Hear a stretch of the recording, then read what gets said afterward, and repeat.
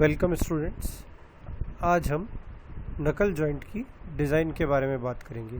इससे पहले हमारे 2 वीडियो लेक्चर्स जो थे नकल जॉइंट पर, जिस पे आपने देखा कि किस तरीके से हमें फेलियर्स को कंसिडर करना है, किस तरीके से हमें एम्पिरिकल रिलेशंस के ऊपर इस नकल जॉइंट की डिज़ाइन करनी है। तो वहाँ से जब आप उन वीडियोस को देखेंगे तो आपको बेसिक आइडिया लगेगा कि फेलियर्स किस तरीके से होंगे, फेलियर्स में कौन कौन सा एरिया कंसिडर किया जाएगा। यहाँ पर हम डायरेक्ट न्यूमेरिकल को ही एड्रेस कर रहे हैं और ये न्यूमेरिकल हमने कहाँ से लिया है, BTER के 2019 के पेपर में से हमने इस न्यूमेरिकल को लिया है। और इसके बारे में हमने हमारा जो एम्पिरिकल रिलेशंस वाला जो वीडियो लेक्चर था वहाँ पर भी हमने इसके बारे में बात की थी। तो अब ये हमारा न्यूमेरिकल है, हमें 100 किलो न्यूटन के लोड के लिए एक नकल जॉइंट को डिज़ाइन करना है और उसके लिए डिज़ाइन स्ट्रेसेस जो हमें दिए। डिज़ाइन स्ट्रेस का मतलब स्टूडेंट्स क्या हो गया, अलाउेबल स्ट्रेसेस या परमिसिबल स्ट्रेसेस। ये यील्ड पॉइंट स्ट्रेसेस नहीं है, अल्टीमेट स्ट्रेसेस भी नहीं है। तो यहाँ पर आपको फैक्टर ऑफ सेफ्टी की आवश्यकता नहीं पड़ेगी। तो हमें टेंसाइल स्ट्रेसेस दी हुई है 75 मेगापास्कल या 75 न्यूटन पर मिलीमीटर स्क्वायर। शियर स्ट्रेसेस दी हुई है 60 मेगापास्कल और कंप्रेशन या क्रशिंग स्ट्रेसेस हमें दी हुई है 150 मेगापास्कल या न्यूटन पर मिलीमीटर स्क्वायर। तो ये डेटा हमें न्यूमेरिकल प्रॉब्लम करने के लिए दिया गया है। तो हम जब इस प्रॉब्लम को आगे बढ़ाएंगे बेसिकली, तो हमें क्या क्या करना होगा। हमारे पास जो इस नकल जॉइंट के बेसिक पार्ट्स हैं वो कौन कौन से थे, single I rod and, double आई और फॉर्क्ड एंड, हमारा नकल पिन की कॉलर और साथ के साथ पिन का हेड। तो ये वो डायमेंशंस हैं या ये वो पार्ट्स हैं जिनको वेरियस डायमेंशंस को आपको डिज़ाइन करना है। तो कौन कौन सी डायमेंशंस को डिज़ाइन करना है हमने यहाँ पर नीचे एक टेबल में इनूमरेट किया हुआ है उन्हें। देखो, diameter of rod D, load acting P आपको गिवन है। 3 तरीके की थिकनेस है, सिंगल आई की थिकनेस है T, फॉर्क की थिकनेस है T1 2 जगह पर है थिकनेस यहाँ पर, फॉर्क क्योंकि हॉलो है बीच में से इसलिए T1 2 जगह पर है। थिकनेस ऑफ पिन हेड और थिकनेस ऑफ कॉलर, ये वैल्यू हमें दी हुई है स्टूडेंट्स यहाँ पर T2। और diameter of pin head and collar D3, diameter of pin D1 और outer diameter of I D2। ये वो डायमेंशंस हैं जिनको आप लोगों को कैलकुलेट करना है और इनके फेलियर्स को आपको यहाँ पर चेक कर करके बताना होगा। फिगर में यहाँ पर सब चीज़ों को हमने मार्क किया हुआ है। लेफ्ट हैंड साइड पर आपको एलिवेशन नज़र आ रहा है इसका और राइट हैंड साइड में यहाँ पर हमने इसके प्लान को दिखाया है। तो देखो, यहाँ पर हमने वो इन सब चीज़ों को मेंशन किया हुआ है कि लोड कितना है, स्ट्रेसेस कितनी है। और हम इस प्रॉब्लम को जो एड्रेस करेंगे या नकल जॉइंट की जिस भी प्रॉब्लम को आपको एड्रेस करना होगा, सॉल्व करना होगा, उसमें क्या ध्यान रखना होगा। सबसे पहले हम एम्पिरिकल रिलेशंस के ऊपर सारे के सारे डेटा को कैलकुलेट कर लेंगे, वैल्यूज़ को जान लेंगे और उसके बाद हम उसमें फेलियर्स के फार्मूले लगाकर इंड्यूस्ड स्ट्रेसेस निकालेंगे। फिर इंड्यूस्ड स्ट्रेसेस निकालने के बाद इनको हम चेक करेंगे कि अलाउेबल और परमिसिबल वैल्यूज़ से कम है या ज़्यादा है। यदि वैल्यूज़ परमिसिबल से कम होगी तो हमारा जॉइंट और डिज़ाइन जो है वो सेफ़ होगी, और यदि अलाउेबल स्ट्रेसेस से इसकी वैल्यू इंड्यूस्ड की ज़्यादा आ जाएगी तो इसका मतलब हमारा जो जॉइंट है वो फेल हो रहा है। तो इसके लिए हम इन सब चीज़ों को ध्यान में रखते हुए आगे कैलकुलेशन करेंगे।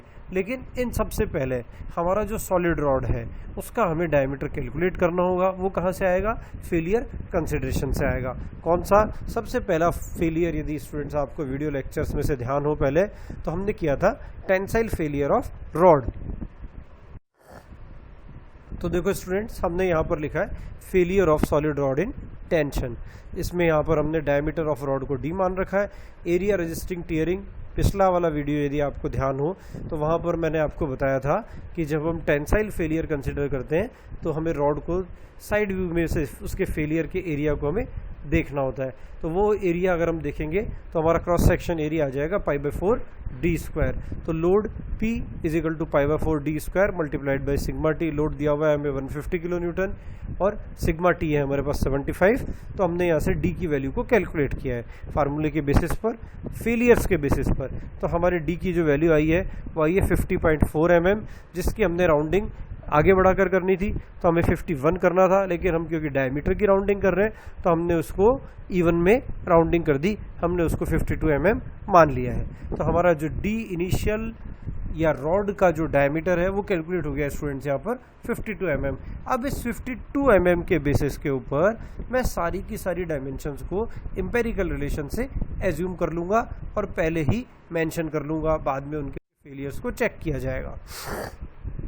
तो यहाँ पर देखो स्टूडेंट्स, हमने लिखा है diameter of knuckle pin D1 is equal to 1 into D.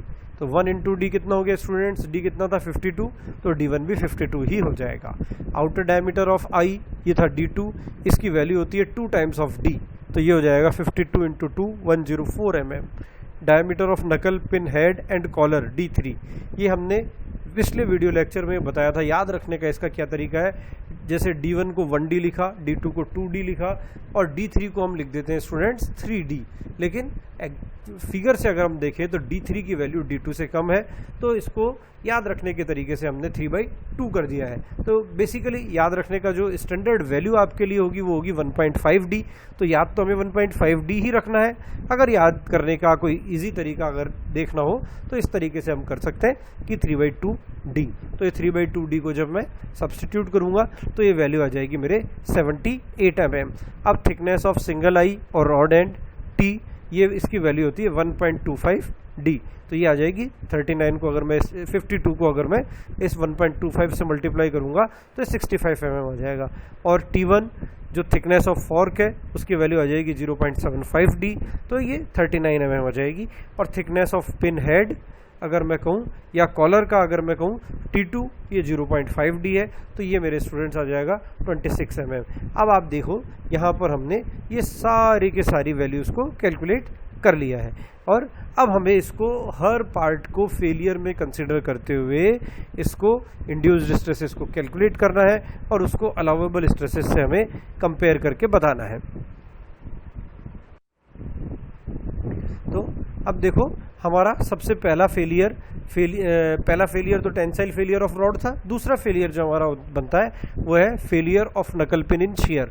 हमने जब पिछले वीडियो में देखा था तो क्या देखा था कि ये पिन जो है हमारा वो कितने शेयर में जा रहा है, डबल शेयर में जा रहा है। डबल शेयर में जा रहा है से मतलब उस पिन के 3 टुकड़े हो रहे हैं। फॉर्क के 2 एंड थे बने हुए, फॉर्क के दोनों एंड अपने अपने टुकड़ों को रिटेन कर लेते हैं और बीच में से सिंगल आई जो है वो अपने टुकड़े को काट देता है, शेयर कर देता है, स्लिप हो जाते हैं सारे के सारे टुकड़े एक दूसरे के साथ। तो हमारा जो पिन है ये 3 टुकड़ों में बढ़ जाता है। तो हमारा एरिया यहाँ पर आ जाएगा डबल। फिर से हम एरिया अगर उसका लिखें तो π/4 D1 स्क्वायर हो जाएगा और हम इसे 2 से मल्टीप्लाई कर देंगे डबल शेयर के कारण और इसको इक्वेट कर देंगे लोड से। तो load is equal to stress multiplied by area. तो इस एरिया भी हमने सब्स्टिट्यूट कर दिया, स्ट्रेस की वैल्यू हमें अब यहाँ पर कैलकुलेट करनी है। अब तक हम जो प्रॉब्लम सॉल्व कर रहे थे वहाँ पर हम स्ट्रेसेस की वैल्यू को सब्स्टिट्यूट कर रहे थे और डायमेंशंस निकाल रहे थे। अब यहाँ पर हमने उल्टा कर दिया है। अब ये स्टूडेंट्स देखो D1 को मैंने π/4 D स्क्वायर लिख दिया है। यदि पिछले स्लाइड से यदि आपको ध्यान हो तो D1 को हमने 1D या D ही मान रखा है, तो इसलिए दोनों में से हम यहाँ पर कुछ भी सब्स्टिट्यूट कर सकते हैं। तो इस फार्मूले में हमने वैल्यूज़ को सब्स्टिट्यूट कर दिया, तो यहाँ से हमने शेयर स्ट्रेस की वैल्यू को कैलकुलेट कर लिया है। शेयर स्ट्रेस की वैल्यू आ गई हमारे 35.33 न्यूटन पर mm स्क्वायर। अब स्टूडेंट्स इसे मैं किससे कंपेयर करूँगा, प्रॉब्लम से यदि आपको ध्यान हो तो 75 न्यूटन पर mm स्क्वायर तो टेंसाइल थी, 60 न्यूटन पर mm स्क्वायर हमारी शेयर थी और 150 न्यूटन पर mm स्क्वायर हमारी क्रशिंग और कंप्रेशन थी। तो ये शेयर स्ट्रेस कैलकुलेट की गई है हमारी यहाँ पर। इस शेयर स्ट्रेस को हम शेयर स्ट्रेस से कंपेयर कर देंगे। तो 35.33 जो वैल्यू आई है वो 60 से बहुत छोटी है, इसलिए इसका मतलब हमारी पिन डिज़ाइन जो है वो सेफ है। तो हमारा D1 जो है अप्रूव हो जाता है यहाँ पर, जिसे हमने 52 माना है। ठीक है स्टूडेंट्स, अब हमारा अगला फेलियर बनता है फेलियर ऑफ सिंगल आई और रॉड एंड इन टेंशन। अब देखो यहाँ पर हमने 2 फेलियर तो लिख लिए हैं। अब हमारी जो अप्रोच आगे के लिए है वो किस तरीके से है कि पहले हम सिंगल आई और रॉड एंड के सारे फेलियर लिख लें, उसके बाद हम फॉर्क एंड के सारे फेलियर लिख लें। तो जब हम सिंगल आई और रॉड एंड के फेलियर्स लिखते हैं तो सबसे पहले टेंशन, फिर शियर और फिर क्रशिंग। और फार्मूले इसमें नकल जॉइंट के केस में एक खास बात है कि सिंगल आई में टेंसाइल और शियर दोनों के केस में फार्मूला सेम रहता है। और एरिया हमने हमारे पिछले वीडियो लेक्चर्स में देखा था किस तरीके से कैलकुलेट करना है। यहाँ पर भी आपको ये ध्यान रखना है कि हमारी जो पिन है वो D1 डायमीटर की है, आउटर डायमीटर जो है वो D2 है, तो D1 को मैं D2 में से माइनस कर दूंगा क्योंकि वो पिन उसके अंदर से जा रही है, हॉलो बना रही है उसे, और सिंगल आई है, उसकी थिकनेस है T, तो D2 minus D1 into T multiplied by sigma T। तो D2 भी नोन है, D1 भी नोन है, T भी नोन है, तो सिग्मा T को मैं यहाँ से कैलकुलेट कर लूँगा। तो देखिए स्टूडेंट्स, यहाँ पर हमारा सिग्मा T आ गया है 44.4 न्यूटन पर mm स्क्वायर। इसे हम किससे कंपेयर कर देंगे? टेंसाइल स्ट्रेसेस से, जो गिवन है हमें 75 मेगा पास्कल। तो इससे हमने उसे कंपेयर कर लिया, तो इससे हमारी जो वैल्यूज़ है वो इंड्यूस्ड कम हो गई, कम आ रही है कैलकुलेट होकर। तो इसका मतलब हमारा जो पार्ट है और जो डिज़ाइन है वो हमारा सेफ है। अब यहाँ पर देखो स्टूडेंट्स, अगला फेलियर हमने कंसिडर किया है failure of single I in shear. Shear में फेलियर किस तरीके से कंसिडर, फार्मूला फिर से वही जो टेंसाइल फेलियर में था, कंसिडर उसी तरीके से होगा, बट यहाँ पर टेंसाइल स्ट्रेस की जगह पर शियर स्ट्रेस पिक्चर में आ जाएगी। तो शियर स्ट्रेस को हम यहाँ पर कैलकुलेट करेंगे। शियर स्ट्रेस की वैल्यू हमारी फिर से वही 44.4 मेगा पास्कल। इसे हम शियर से कंपेयर कर देंगे, तो कितना था वो? 60 मेगा पास्कल। इसका मतलब हमारी शियर स्ट्रेस की इंड्यूस्ड वैल्यू अलाउेबल स्ट्रेसेस से कम है। तो इसका मतलब हमारा जो जॉइंट है वो शियर में भी सेफ है। अब क्रशिंग की अगर हम बात करें, क्रशिंग में जहाँ पर रिलेटिव मूवमेंट होता है वो एरियाज कंसिडर किए जाते हैं। तो यहाँ पर पिन जो है वो सिंगल आई के अंदर रिलेटिव मोशन कर सकती है अगर लूज हो तो उसके लिए पिन का diameter multiplied by thickness of eye multiplied by crushing stress that will be equal to load. तो यहाँ पर हमने डेटा को सब्सटीट्यूट किया तो सिग्मा सी को कैलकुलेट कर दिया क्रशिंग स्ट्रेस को। तो क्रशिंग स्ट्रेस स्टूडेंट्स यहाँ पर कैलकुलेट होकर आई है 44.4 मेगा पास्कल। तो इसको किससे कंपेयर कर दूँ स्टूडेंट्स में? 150 मेगा पास्कल से। इससे इसका मतलब क्या हो गया कि हमारी जो इंड्यूस्ड स्ट्रेस है इन केस ऑफ क्रशिंग वो बहुत कम है अलाउेबल स्ट्रेसेस से। तो ये हमारा जो जॉइंट है क्रशिंग में भी सेफ है। अब हम फॉर्क्ड एंड के जो 3 फेलियर्स हैं वो लिखेंगे यहाँ पर, टेंशन, शियर और क्रशिंग। यहाँ पर ध्यान देने की बात है, लोड पी के कारण जो टेंसाइल फेलियर होगा, एरिया फिर से उसी तरीके से कंसिडर किया जाएगा। डिफरेंस क्या क्रिएट हो जाएगा स्टूडेंट्स? पिछले फार्मूलों में थिकनेस आ रही थी सिंगल आई की, यहाँ पर थिकनेस आएगी फोर्क एंड की या डबल आई एंड की। तो उसकी थिकनेस कितनी मान रखी है हमने? T1, और 2 हिस्से में वो है तो 2T1 हो जाएगा। तो यहाँ पर हम सब्सटीट्यूट कर दें फार्मूलों में इसकी value, P is equal to D2 minus D1 multiplied by 2T1 multiplied by sigma T। सबकी वैल्यूज़ को यदि मैं सब्सटीट्यूट करूँ तो मेरे सिग्मा T की जो वैल्यू है स्टूडेंट्स वो कैलकुलेट होकर आती है 36.98। इसको हमने अप्रोक्सीमेटली माना है 37 मेगा पास्कल, और इसे हमने कंपेयर कर दिया स्टूडेंट्स किससे? टेंसाइल स्ट्रेसेस जो अलाउेबल की थी 75 मेगा पास्कल, उससे हमने कंपेयर कर दिया। तो ये वैल्यू भी हमारी सेफ आ गई है। अब आगे बढ़े हम शियर के लिए, फॉर्क एंड के लिए या डबल आई एंड के लिए फार्मूला लिखें, कंसिडर करें इसके स्ट्रेस को, फेलियर्स को।